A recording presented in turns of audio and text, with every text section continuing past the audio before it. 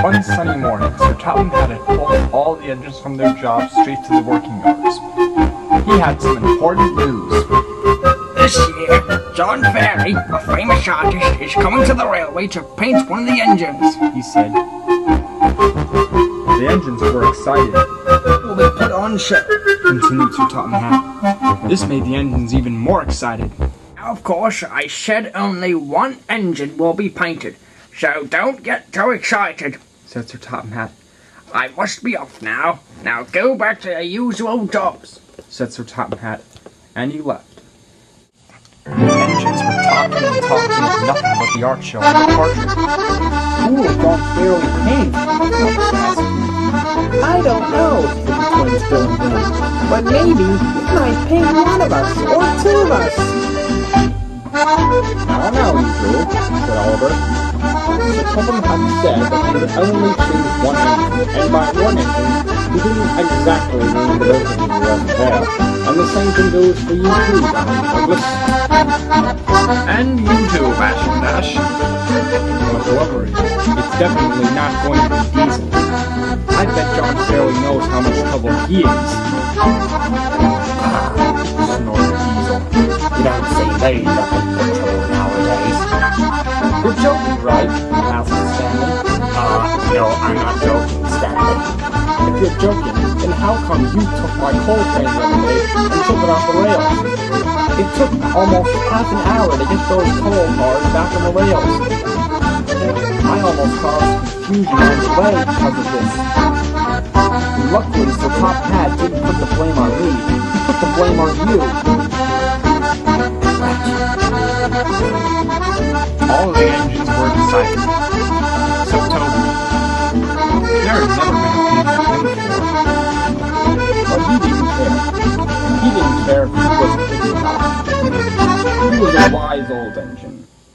He thought that it would be best to stay out of a discussion about the portrait in John Fairley. Percy didn't want to be painted as a portrait either. He already got a portrait when the famous artist came to paint a destination on Sodor, and ended up painting a portrait of him. A few minutes later, the engines went back east. Duck was taking some truckloads to market, stepping the trim of Bluebell spectacles. Daisy was taking from the forests to Elstree. Toby and Henrietta were left in the yard alone, with nothing to do but talk. Toby's driver and fireman went to a nearby cafe for lunch. Just then, Mavis rolled in. She was to take her stone trucks to the quarry at the end of Thomas's branch line. She looked at Toby. He was worried. Mavis thought that Toby should be the portrait company. So she said some nice words to Toby. Toby, she said, I think you should be the one who chosen for the portrait.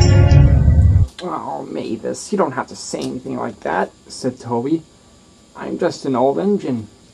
I don't want to get involved in the crowd going crazy for something I don't want to be excited for. Besides, I don't care if I'm chosen for the portrait or not. I'm old and useful, and that's just something I'm good at. Alright, Toby, Mavis. That's what you want. I understand. And then she rolled away to the park.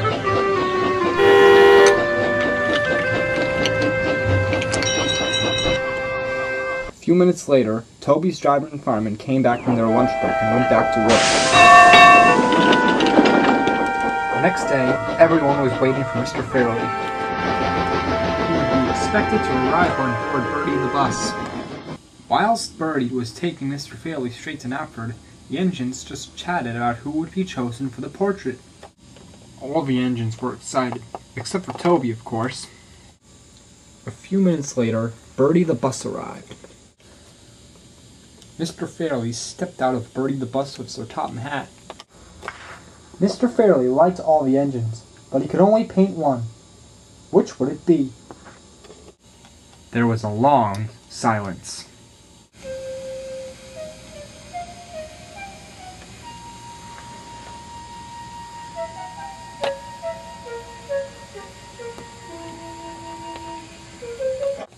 I'm going to paint the Toby, he said at last.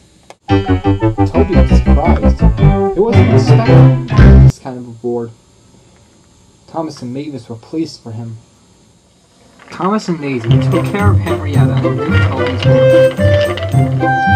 Mr. Fairley told Toby what to do. That will be it, he said. Very good. Now keep it quite still. Not to move about, but all over again. Toby had to stay still for hours while Mr. Fairley painted.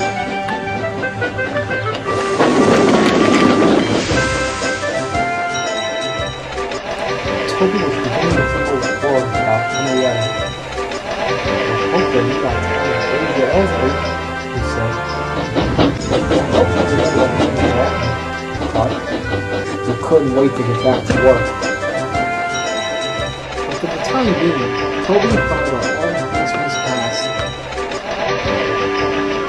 It was 5:30 p.m. It was a long and ongoing day for Toby. And at last, Mr. Fairley was finished. Would you like to see the painting of Toby? Yes. Yes, please, sir, said Toby. After seeing the artwork, Toby felt very proud of himself. He liked the painting a lot when it was finished. Thomas was pleased for his friend. I just hope the other engines don't ask what you've been up to today, he said. Don't worry, said Toby. I'm sure they won't ask me anything like that. What was it like being painted anyway? Asked Thomas. Good fun? It was alright, replied Toby, but not half as much fun as working on your branch line, Thomas, said Toby. Thomas agreed and felt very proud of his old-fashioned friend, Toby the Trinity.